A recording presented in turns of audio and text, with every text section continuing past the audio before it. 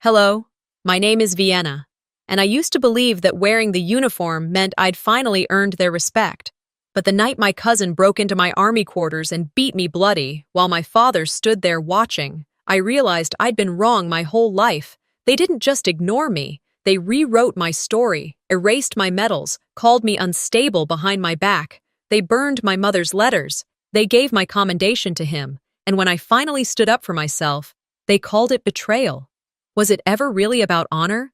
Or did they just need someone like me to stay quiet so the lie could keep marching forward? Do you want to know what silence costs? And what truth sounds like when you finally say it out loud? The hall smelled of polished wood and brass polish, the kind of scent you only notice when you're standing in dress uniform, waiting for a microphone. I'd spent weeks rehearsing the words I wanted to say. Simple, steady, a thank you to my team. When they called my name, the applause echoed.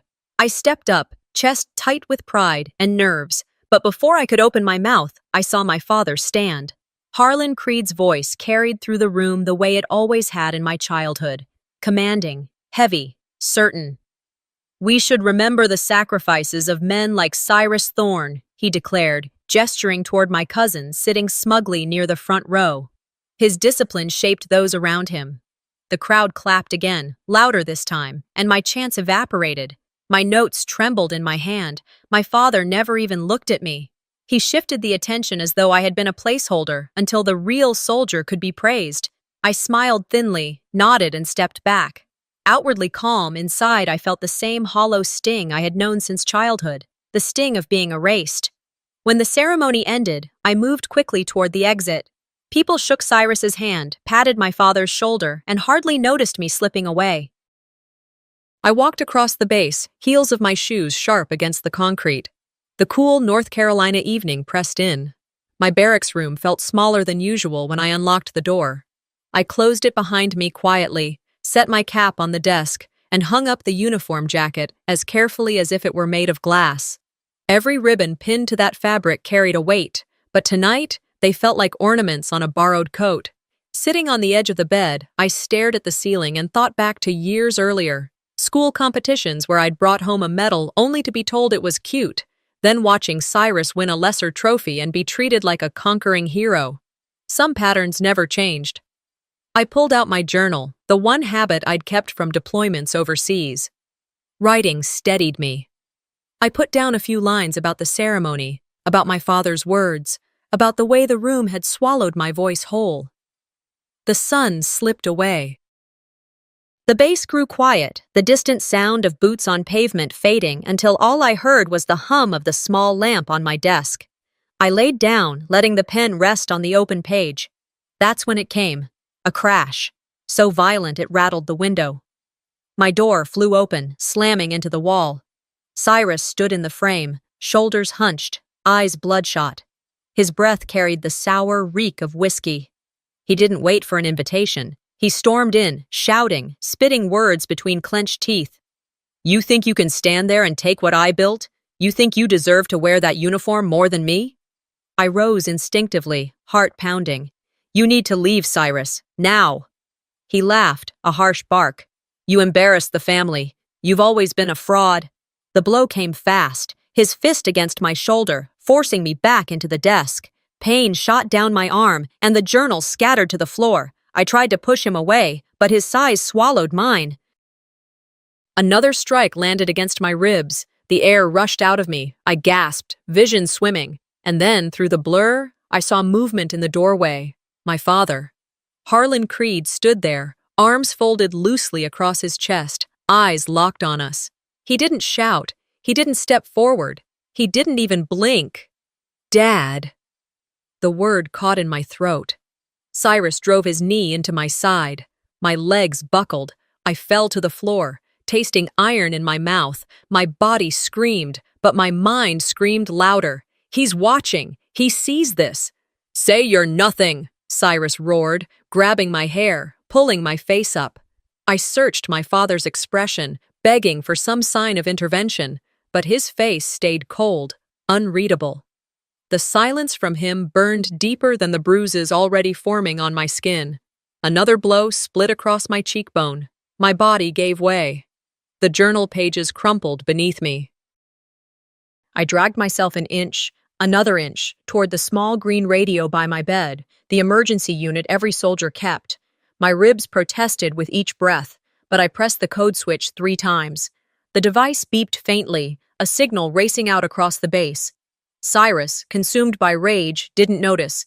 He shouted over me, his words like venom. "Nobody will believe you! Not them! Not the army! Not even your own father!" And still my father remained at the doorway, motionless. Then, in the distance, I heard it, the rising wail of military police sirens.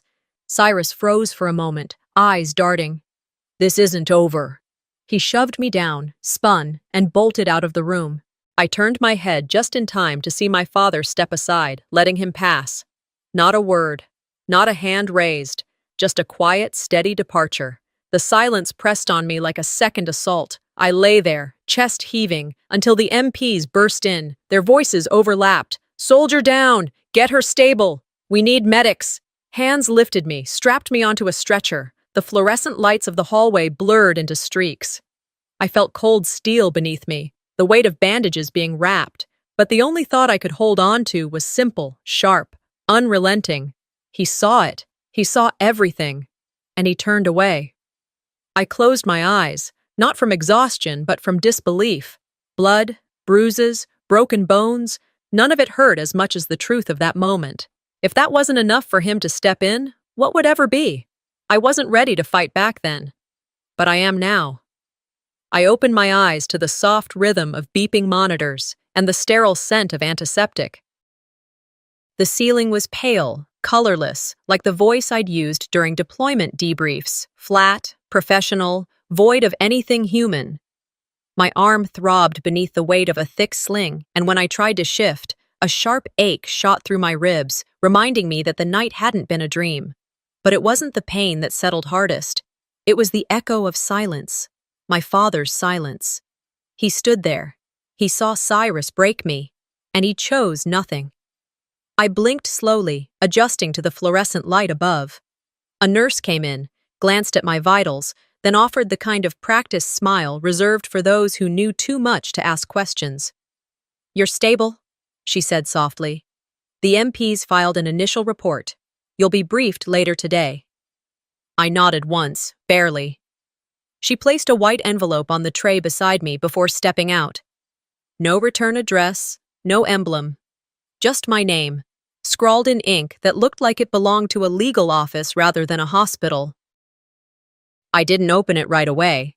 My hand hovered, uncertain if I was strong enough to read what I already suspected. I reached for it anyway. The letter was clinical, cold. Notice of temporary suspension pending psychological evaluation. The justification? Recent indications of emotional instability and questionable field conduct. My heart pounded louder than any battlefield explosion I'd ever heard. At the bottom, under supporting statements, was my father's name. I dropped the paper. He hadn't just stood by. He'd added his name to the lie. I sat frozen for a long time, letting the silence fill in the blanks. I didn't cry. That kind of reaction would have made the report feel more accurate. Instead, I stared at the wall across from me, trying to recall the last time I believed my father had my back. And then my phone lit up. A message from my cousin Marcy, quickly retracted. But not before I saw the preview, a screenshot from a family group chat I hadn't been part of in years. My stomach twisted as I opened it. The thread wasn't long, but every word sliced deeper than the last. She always had a flair for drama. Maybe she hid herself. Wouldn't be the first time she exaggerated. She's unstable, like her mother was. And then I saw it. A thumbs-up emoji from my father. Not even a sentence. Just a symbol that said everything. I stared at the screen until it blurred. It wasn't the insult that stung. It was the confirmation. What I feared was true. He never believed me. He never even tried. My hand shook as I held the phone, thumb hovering over the call icon next to his name. I pressed it. One ring. I hung up. Whatever part of me had still hoped for an explanation, a confrontation, even a cowardly excuse, it died in that second. I lay back, trying to breathe evenly despite the pressure in my chest. Not from the broken ribs, but from the truth finally settling in. A knock interrupted the spiral. A nurse stepped in. "You have 5 minutes if you're feeling up to it. Legal wants to confirm your version of events." My version. I wanted to laugh. There was the truth, and then there were the narratives people build to protect themselves. And my father, he was a master builder. I didn't speak much during the interview, just the basics, facts, times, locations, no opinions, no emotion. After they left, I scrolled through old photos on my phone. Not of war zones or medals, but of a much younger me. ROTC competition, first in the region. I still remembered the smell of cut grass and sunblock. I'd stood there with my ribbon, scanning the crowd for my father's face. He never came. Said he had work. Said it wasn't a big deal. It always wasn't a big deal when it was me. Later that evening, a nurse brought me some fresh water and checked my vitals again. Her badge read Carla. She was older than most of the staff, kind eyes, firm hands. "You're quiet," she said. "You sure you don't want to talk to someone?" I looked at her. "I don't need a therapist. I need a record that doesn't get edited." She paused, lips pressed. "That's fair." She stood to leave but then turned back. "If you change your mind, the chaplain comes by Tuesdays." I didn't answer. That night, as the base quieted outside the medical wing and the hallway lights dimmed, I turned toward the window and stared at the shadows moving across the pavement. I knew what was coming. The family spin, the reputation management, the half-truths dressed up as honor. Cyrus wouldn't be punished. My father would be praised for trying to contain the fallout. And me? I'd be the soldier who cracked, the woman too fragile to handle pressure, the one with emotional instability. Unless I fought back, not with fists. That wasn't my way. I needed documentation. I needed proof. I needed allies who wouldn't flinch when it got ugly. A nurse stopped in briefly to check my IV. She looked tired, but kind. I asked her quietly, "Do you know who took my uniform? After the MPs brought me in?" She nodded. "Security has it logged." "Why?" I didn't answer, but I knew what I was looking for. The emergency beacon on my belt. The one I hit before I passed out. If it still worked, it would have a timestamp. It would show I was under attack, that I tried to call for help, that I wasn't unstable, I was targeted. In the quiet, I tapped open my notes app and typed a single sentence. "They're writing their version." But I'll write mine. The words still echoed in my head as I watched the sky outside the hospital window shift from soft gray to the deep blue of early dawn. I wasn't ready to fight back then, but I am now. Saying it to myself gave me just enough oxygen to stay afloat, but meaning it, that was going to take more. The IV beeped softly beside me. I hadn't slept. Every time I closed my eyes, the room would transform, walls melting into memories I'd buried so deep, even I'd forgotten where they started, but not anymore. That morning, as the halls outside began to buzz with nurses changing shifts and carts rolling over linoleum, I leaned back into my pillow and let it happen. I let the memories rise like floodwater. The first time I knew something wasn't right, I was 10. I'd spent the better part of a Saturday afternoon trying to glue the wings of a model airplane without letting the propeller droop. My fingers were sticky, my bangs kept falling into my face. But I didn't care. I wanted my dad to see it. I wanted him to be proud. Harlan Creed sat at the table, thumbing through a military magazine, half listening. When I walked over and held out the plane with a hopeful smile, he barely glanced up. "You bent the rudder," he muttered. "I can fix it." He shook his head, sighing like I'd handed him a broken promise instead of a plastic model. "You're clumsy, just like your mother." Then he called Cyrus over, my cousin, 2 years older, always visiting, always treated like more than just family. Dad handed the plane to him like passing a torch. "Show her how it's done." Cyrus smirked, puffed up a little, and took it from me without a word. From that day forward, I started keeping my victories to myself. When I made the drill team in 8th grade, I didn't tell anyone. When I placed first in our regional ROTC meet, I left the trophy on my bedroom shelf. It collected dust next to the framed picture of my father pinning a ribbon on Cyrus's chest at a high school banquet. I wasn't in the photo. I wasn't even invited. Cyrus always wore the uniform like it was designed for him. Me? I wore it like armor. I remember one family barbecue, right after we both started basic. Cyrus showed up in full ROTC gear, polished to the point of blinding. My dad couldn't stop talking about him, his leadership, his posture, the way he carried Creed blood with honor. I was in uniform too, not that anyone noticed. Not bad for a girl, someone muttered behind me as I reached for a soda. I didn't turn to see who said it. It could have been any of them. It didn't matter. What I do remember is the way my father clapped Cyrus on the back and said, "This one, he's going to make the family proud." Funny how some words stick harder than bruises. I had tried to earn that pride. For years, I ran faster, studied harder, volunteered for every difficult rotation. I stitched up wounds in sandstorms, dug foxholes through heat stroke, and memorized medical procedures while bullets tore through the air overhead. But none of it erased what my father already decided. I was a placeholder until a real Creed came along. It wasn't until our first overseas deployment that things started to shift. Cyrus had been assigned to lead a field exercise. Nothing major, just basic patrol formation and evac simulation. But he panicked. A loud crack from nearby sent him diving for cover, leaving half the unit exposed and 2 new recruits without direction. One of them fell, dislocating his shoulder and breaking 2 ribs on the way down. The other froze, unable to move. I was nearby, not even part of that unit, just off shift. But I saw it. I rushed over, redirected the rest of the team, secured the perimeter, and started triage right there in the dust. No time to wait.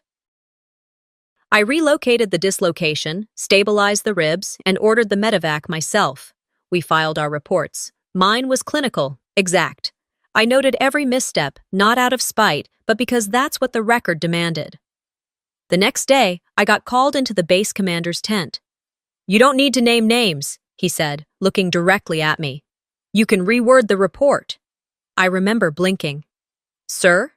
He leaned back, laced his fingers together. "We don't want to destroy anyone's career over one bad call. Family reputation, you know. Let's protect each other." I knew what he was saying. Cyrus's name never made it into the final document, but my actions did, sort of. When the quarterly commendation list came out, there was my name, one line. Exemplary response under pressure. No story, no detail, no truth. Meanwhile, Cyrus got reassigned to a quieter post, then came back later with a story about testing field strategies under duress.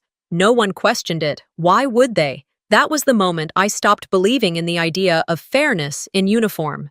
Now, lying in the hospital bed, that old frustration crawled back under my skin like a thorn.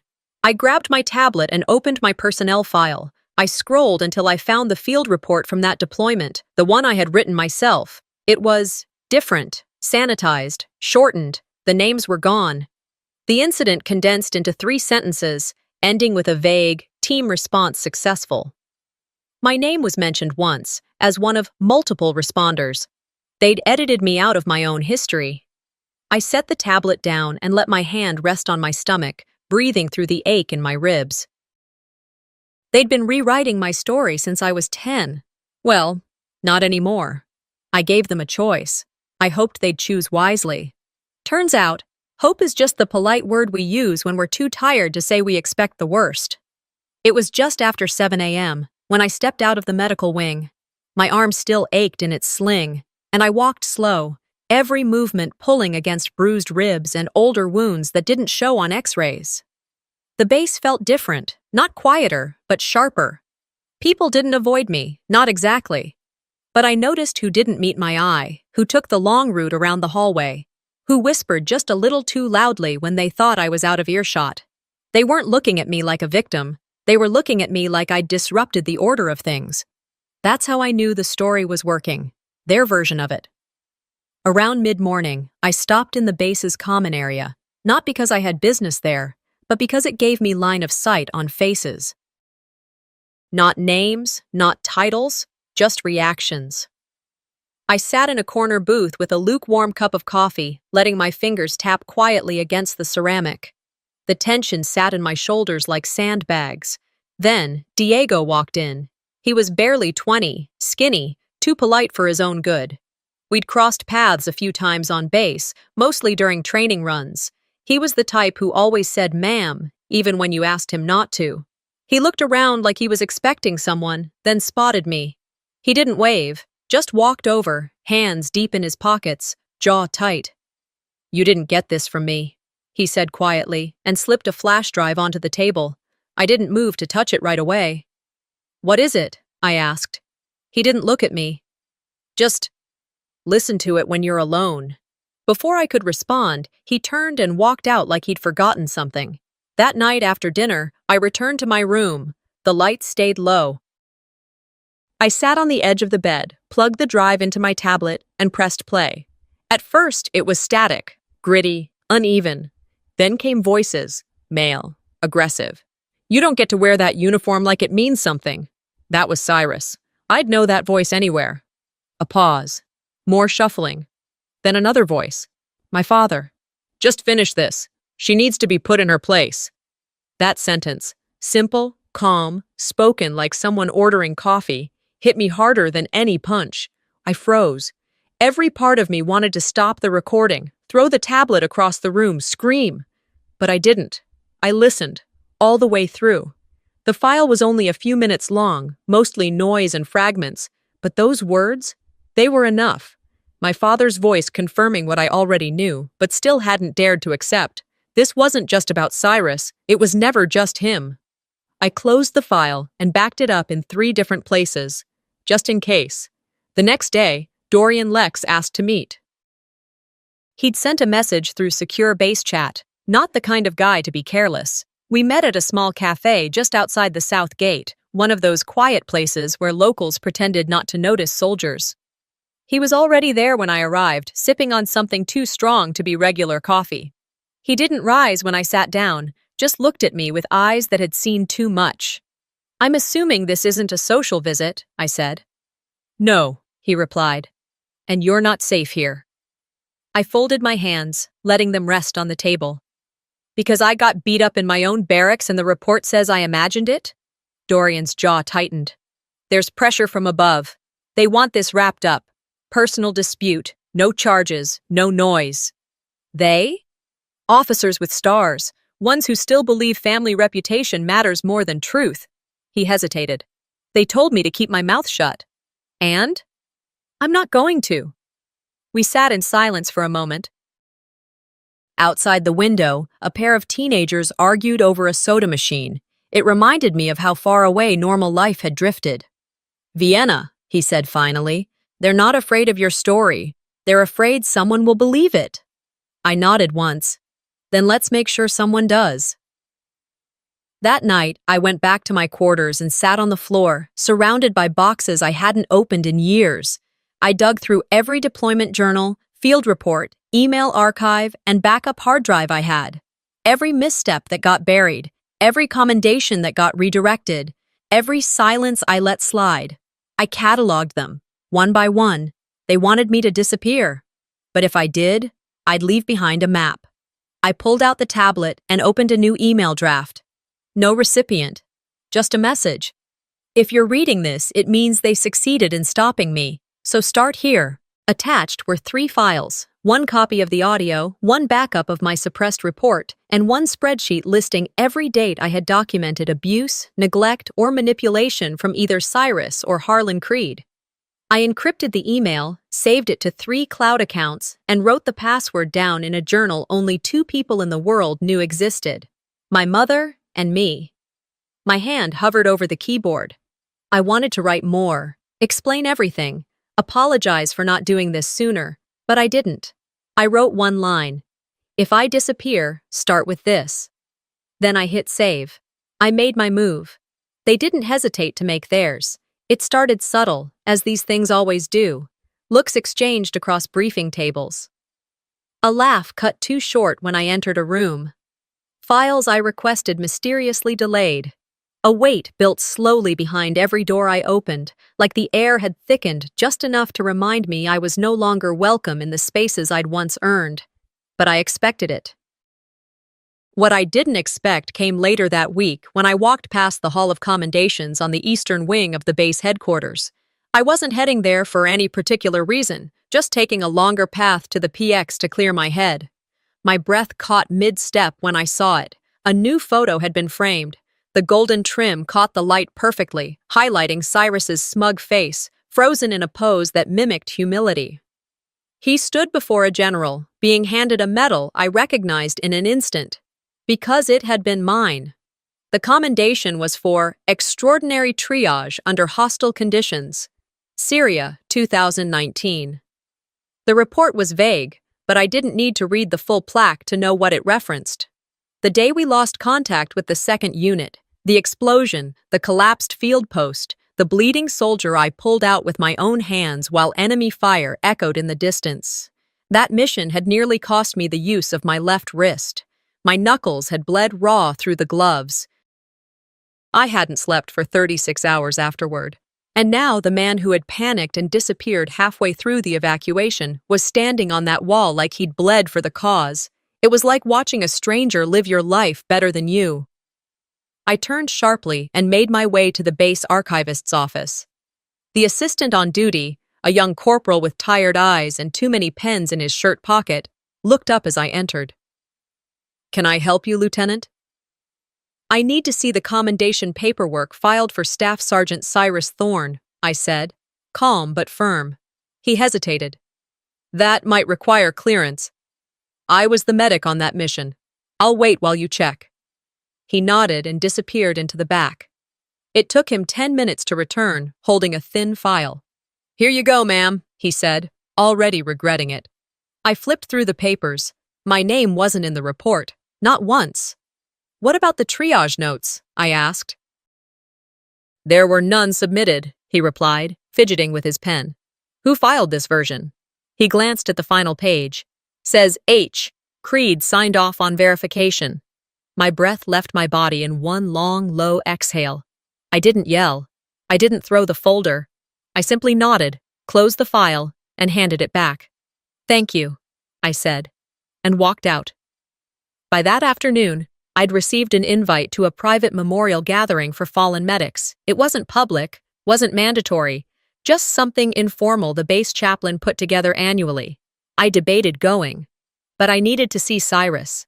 I arrived just before dusk. The gathering was held in a small garden behind the chapel, sunlight casting long shadows over marble benches and flower beds trimmed too neatly to be natural. A dozen people stood in clusters, holding plastic cups of punch, whispering in voices that carried too easily over the quiet. And there he was. Cyrus, standing near the far bench, hands behind his back, shoulders straight, the same pose he used in every photograph, like he'd memorized it from a manual. I walked up behind him, slowly, deliberately. He turned when he heard my steps. "You know," I said quietly, "the problem with stealing something that doesn't belong to you is you never quite know how to carry it." His lips curled, but not into a smile. "Still making everything about yourself, huh? You mean like when I dragged 2 men through blood-soaked gravel while you were hiding behind a Humvee?" He rolled his eyes. "You've always been dramatic. And you've always been afraid someone would notice you were average." He stepped closer. "Look around, Vienna. Nobody cares about who did what anymore. They care about the version that makes sense. And I make sense." I tilted my head slightly. "You think history is just who tells the story loudest?" "No. It's who tells it first." I leaned in, close enough that he flinched. "You can lie to them all you want, but you know who saved those men, and so do I." He shrugged. "No one remembers what they don't see." I didn't blink. "You just did." I left him standing there, the shadows swallowing him as the sun finally dipped. Back in my quarters that evening, I opened the audio message app on my phone. I recorded my voice, steady, even, free of anything that could be called emotional. "To Harlan Creed and Cyrus Thorne," I began. "I won't be quiet anymore. I won't wait for apologies. I won't rewrite my history to make you feel comfortable. If you come for me again, come with a lawyer." I attached the voice file to a secure thread I'd created earlier. one that also contained copies of the altered commendation reports and photos of the original triage wounds taken the day after Syria. They wanted a fight. They were going to get one. The message showed as read within minutes. No reply came, but that was enough. I closed the laptop and let myself feel something new. Not grief, not rage, but clarity. Let them feel what it's like to be watched. I made my move. They didn't hesitate to make theirs. The news clip aired at 6:43 p.m., right in between local sports and the weather forecast. Subtle placement if you wanted just the right people to catch it without looking like you were pushing an agenda. A calculated whisper, not a shout. I had just returned to my room from the conference, still in uniform, my badge for the regional military medical event tucked into my chest pocket. My heels were off, and the skin behind my ears ached from the pressure of my hair pulled back too tightly all day. I didn't even know the interview was coming. The anchor's voice caught my attention mid-sentence. Accusations made anonymously, threatening the careers of decorated military personnel. And then came his face. Cyrus Thorne, polished, calm, sitting in the familiar frame of the local studio set, the blue curtain behind him rippling slightly in the AC breeze. He wore a crisp collared shirt, not the uniform, civilian clothes. Casual, trustworthy. "I won't speculate," he said, voice smooth like someone reading from a teleprompter. "But it's dangerous when people allow personal vendettas to bleed into official records, especially when those records can ruin the reputation of real soldiers doing real work." The host, a man I'd seen anchor July 4th parades with way too much flag lapel pin enthusiasm, nodded sympathetically. "There are always two sides, Sergeant Thorne." "There are," Cyrus agreed, leaning forward slightly. "But the louder side isn't always the honest one." I stared at the screen. He didn't use my name, of course. That would have been too direct. But he didn't have to. Unstable, angry, unfit. That's what he called me, just not with those exact words. Just enough suggestion to ignite every rumor waiting to spark. I sat back slowly, the ache in my shoulders flaring again. I should have known he'd go there. I should have known he wouldn't come back at me with fists this time. Now it was image against image, narrative against narrative. I didn't cry. I didn't throw anything. I turned the television off and let the silence fill the room again. Then I got to work. I didn't fight back publicly. That wasn't the play. Not yet. Instead, I opened a private, encrypted thread I'd started the week prior. A quiet conversation with a network of women I'd met during deployments, in hospitals, in after-action reports, medics, intelligence officers, military spouses, some retired, some still active. Each one of them had a story. None of them had felt safe enough to tell it, not where it counted. Until now, I spent the next 4 hours typing. I didn't write mine first. I started with theirs. I removed names, sanitized dates, altered ranks just enough to protect identities, but not enough to make them unrecognizable to the right eyes. Assault, intimidation, gaslighting, paperwork, errors, transferred complaints, promotion blocks. Injuries rewritten as accidents. It was a language of silence, and we all spoke it fluently. Then, when the file was long enough, when it looked more like a pattern than a collection of isolated events, I added my piece, just a few paragraphs, clean, controlled, no adjectives, no bitterness, just data, time, place, action. I labeled it Field Notes, Internal. And then I sent it to a reporter I trusted from a national military watchdog group. We'd crossed paths once during a press briefing overseas. She was sharp, soft-spoken, the kind who listened more than she talked. The message was short. No names, just read, then decide. She responded an hour later. "This is bigger than you think." I shut my laptop and leaned back, my body finally catching up to the weight of the last 3 weeks. In the morning, the anonymous story ran on their site, buried deep enough to avoid notice, but placed smartly for those who knew where to look. It didn't explode. It didn't go viral. But it started a tremor. 2 more women added stories in the comments section, then 5. Then one post was shared to a private forum for female veterans. The conversation had started. And something else began to shift too. At the chow hall, someone nodded at me, In the hallway, a junior officer stopped talking when I walked by, not out of avoidance, but like he was thinking too hard to keep his sentence going. I felt it in the air. Something new. They didn't all believe me, but they didn't all believe him anymore either. By sunset, I sat on the bench outside the barracks, the breeze carrying the faint sound of training drills from a distant field. I took off my boots, stretched my legs, and opened my email again. A new message waited. From the reporter. Subject line, "If you want to go on record, I'm ready." No pressure, no push, just the door held open, waiting. I looked across the grass to where the memorial stone sat, names carved deep. I thought of the men I'd carried, the ones who couldn't speak anymore. I thought of my mother's voice, soft in memory, saying, "Don't fight to be heard, fight to be remembered right." Then I looked down at my uniform, not the one I'd worn when they pinned the ribbon on me, or the one they stole the credit from, but the one I'd rebuilt, stitched buttons, repressed patches, name tag replaced after it was misplaced during the hospital transfer. It wasn't about vengeance anymore. This was something else. The silence that once broke me will now be my weapon. By the time I stepped out of the courthouse, the heat of the midday sun hit me like it had been waiting to confront me too. The press had gathered near the steps, not in waves, but just enough to make my breath hitch. A few microphones extended toward me, blinking red with record lights. I didn't say a word, just looked straight ahead and kept walking. What could I have said that hadn't already been twisted before?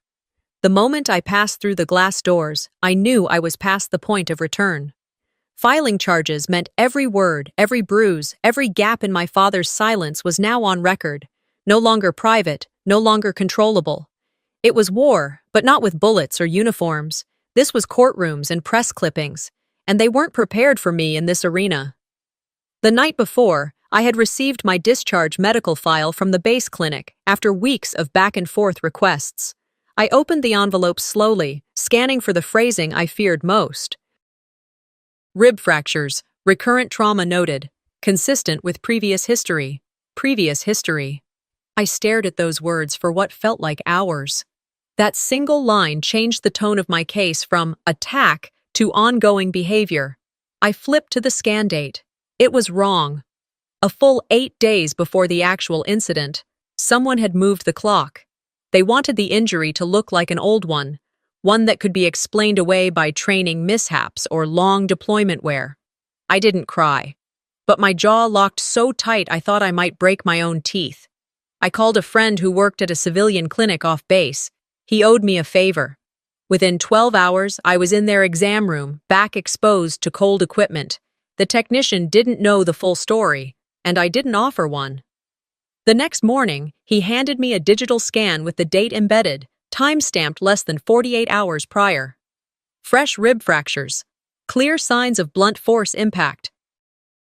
No possibility it could have been misread. I had the proof, but it didn't prepare me for what came next. When I returned to my quarters, the hallway was unusually quiet. I didn't notice anything wrong until I saw my door, slightly ajar. I froze. A beat passed. Then I pushed it open. At first it looked normal, everything still in place, until I walked to the corner where my small wooden keepsake box sat, or used to. It was gone. I turned slowly, scanning every shelf, drawer, under the bed. Nothing. It wasn't until I stepped outside again that I smelled it. Burnt wood. I followed the scent around the side of the building, near the maintenance trash bins. There, inside a dented metal can, sat the blackened remains of the box. Letters, my mother's handwriting, half curled into ash. One edge of a photograph had melted into the metal it had been stored with. My knees gave slightly, but I didn't fall. Instead, I reached in carefully and lifted a piece. The char smeared onto my palm, staining me with the remains of what had once been proof I'd existed, proof that my mother loved me, that I had done something worth remembering. They weren't just trying to discredit me, they were trying to erase me. I stood there for several minutes, breathing smoke and memory. Then I walked inside, washed my hands, and called Dorian. He didn't ask questions, just said, "I'll be there in 10." We drove in silence to the county courthouse, An unassuming brick building with faded signage and more squirrels on the lawn than people. He parked in back. I opened the door before the engine stopped. Inside, the clerk at the front desk asked for my ID. I handed it over with one hand, the other holding the folder that now contained my medical records, the audio clip, the letter from my father co-signing the falsified incident report, and the time-stamped burn photo I had printed from my phone. It took 15 minutes to file the paperwork. Assault. Obstruction. Conspiracy. I asked for the paperwork to be stamped in duplicate. As I exited the building, the press had arrived. I didn't stop, I didn't smile, and I didn't run. But I did pause as I passed one camera. I looked directly into the lens, holding its gaze for a second too long.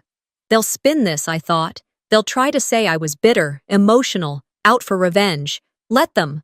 I wasn't there to win a popularity contest. I was there to be heard. And if it took court records, news footage, and burnt paper to make that happen, so be it. I reached my car, exhaled fully, and leaned my forehead against the steering wheel. It didn't feel like relief. It felt like steady ground. For the first time in weeks, I had both feet on it. The silence they had used against me was mine now. Because healing is harder than any war I've ever fought. The room had mostly emptied. The hum of reporters packing up their gear mixed with the shuffle of dress shoes on polished tile. I stood alone by the flag, its edge barely brushing my shoulder. For a moment, the quiet felt heavier than the courtroom noise ever had. The verdict was final. Cyrus, guilty on all counts, aggravated assault, conspiracy, falsification of military records, 15 years, no parole recommendation, stripped of rank, awards rescinded, name scrubbed from base honors. Harlan sat motionless when the sentence was read. No objections, no protest, just lowered eyes, as if he were attending a funeral he couldn't quite admit was his own. I didn't watch them be escorted out. I didn't need to. When the bailiff finally opened the courtroom door for the public to leave, I waited until the last chair creaked before stepping away from the flag. Dorian caught my eye from across the room, but he didn't move toward me. We'd already said what needed saying before we entered. Outside, the sky was that uncertain shade of gray-blue, neither mourning nor rejoicing, just a tired kind of peace. 3 months. That's how long it had taken from the moment I pressed that emergency beacon in my quarters to this day, a season of gathering, fighting, and refusing to shrink. 3 months of watching old allies retreat, new ones surface, and learning to carry the silence differently, not as shame, but as armor. The night before the final hearing, I'd sat alone with a small steel box. Inside it, the metal that had once been mine, then his, then broken, then mine again. The original engraving had been scratched out, the new one re-etched with careful precision. It read, "Reforged, not replaced." When they called me to testify, I wore it around my neck, not for the judge, not for the cameras, but for the girl I used to be. The one who thought being quiet made you good and being obedient made you loved. I kept my answers measured on the stand. When asked to confirm my father's identity, I spoke clearly. Yes, and I no longer call him mine. You could feel the air shift. A quiet ripple, as if the walls themselves needed a second to absorb it. When the prosecutor asked if I had anything more to say, I opened the box and held up the medal. "Some things break," I said to the jury. "Others, we reforge. That's who I am." Afterward, one of the press officers muttered, "That was a headline before the ink dried." I didn't care. Let them write what they needed to write. I'd already written mine. The real moment came later, in a hallway outside the courtroom. A woman I didn't recognize approached me. Civilian clothes, no badge, carrying a child on her hip. She didn't introduce herself. She just said, "Thank you," and then added, "He did the same to me, but I couldn't say it." I nodded once. She didn't need to explain. We all have ghosts. Mine just wore uniforms. Back at my apartment that night, I stood in front of the mirror with my blazer still on, collar slightly turned. I hadn't eaten all day. My hands were still shaking, not from fear, but from the aftershock of standing up for yourself when the world expects you to fold. There was no celebration, no cake, no congratulations party, just a voicemail from my lawyer. a long silence from my father's side of the family, and a new file sitting on my desk, the official copy of the court decision. It didn't feel like triumph, it felt like cleanup. Later, I took out a pen and wrote on the back of the envelope, "Justice is only the beginning." I didn't want revenge. I wanted air, space to breathe in a world where I didn't have to apologize for taking up space. The next morning, I woke up early. I dressed in civilian clothes.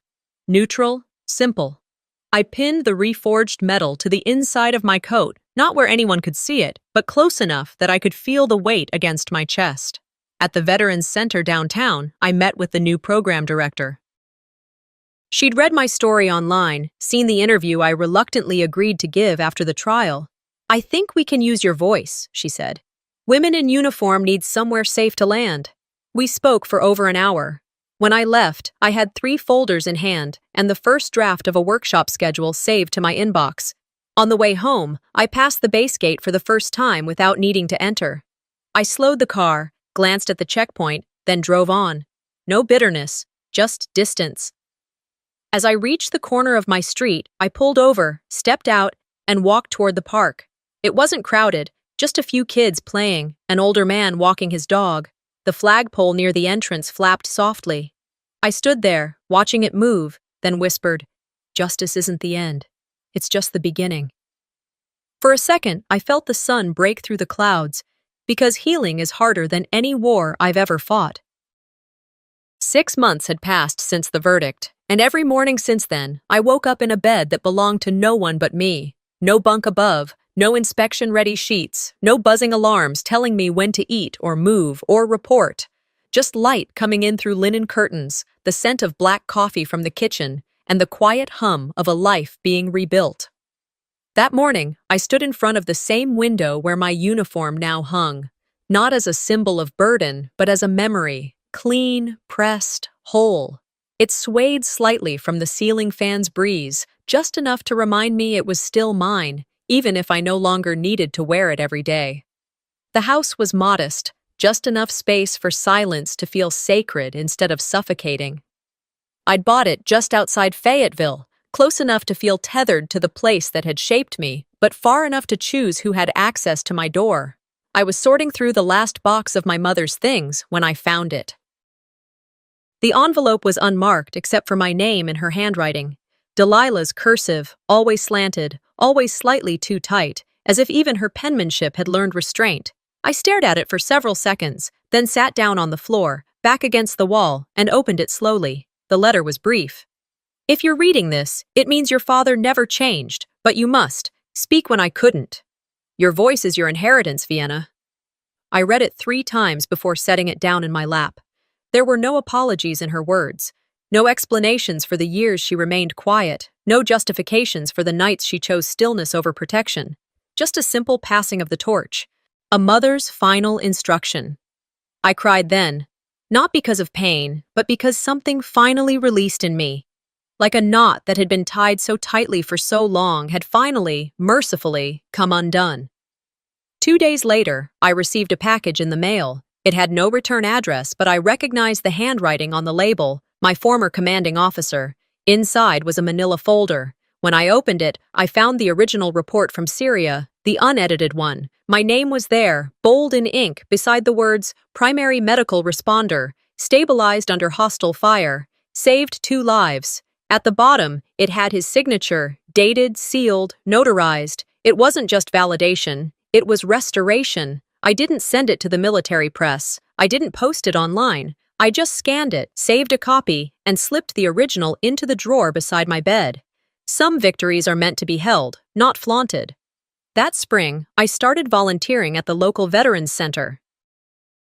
At first, it was just light work, helping with intake forms, organizing supplies, greeting new arrivals, but it didn't take long before I was asked to sit in on peer support sessions, especially when the topic drifted toward trauma or silent suffering. I listened more than I spoke, but when I did speak, I noticed people leaned in a little closer, not because my story was unique, but because I wasn't afraid to tell it anymore. Eventually, I began a small group just for women. No titles, no ranks, just a circle of chairs, some coffee, and a promise of no judgment. We called it Bravo Echo, a quiet nod to our shared battlefield, being heard. One Tuesday evening, a young woman in her 20s pulled me aside after the session. "My dad said people who speak out ruin families," she whispered. I looked her in the eye. "No, people who hurt others ruin families. People who speak out stop it from happening again." She didn't cry, but she did nod. I walked her to her car. The next week, she brought a friend. It was slow work, quiet work, but it was real. I was no longer surviving. I was shaping something for others, something that wouldn't vanish when I did. On Memorial Day, I stood near the edge of the local parade, my hands in the pockets of a simple beige coat. The air was warm, the scent of hot dogs and kettle corn lingering in the background as marching bands passed by, notes sharp and proud. An American flag waved high, its fabric catching the sun just right. The crowd clapped as veterans walked by. I saw a few I'd helped through the center. They gave me small nods. I returned them with something quiet but certain. Near me, a young boy stood beside his mother, hand raised in a crooked salute. She tried to fix it, but he kept tilting it wrong. I bent down beside him and gently adjusted his fingers. "Like this," I said softly. He looked up at me, unsure. "Are you a soldier?" "Once," I said. "But I still remember how to stand." He grinned. As they moved on, I turned back toward the flag. I didn't think about my father. Not then. I didn't think about Cyrus or the medal or the months in the hospital or the hearings. I didn't need to. The war inside me didn't end in a courtroom. But it ended with truth. And truth, once spoken, never goes back to silence. Sometimes the deepest betrayals don't come from strangers, but from the ones who share your blood. Vienna's story isn't just about justice. It's about reclaiming the truth when everyone else tries to bury it. Have you ever been made to feel invisible in your own family? What would you have done in her place? If this story moved you, don't forget to like, comment, and share your thoughts below. And make sure to subscribe to the channel, because the next story might speak right to your heart.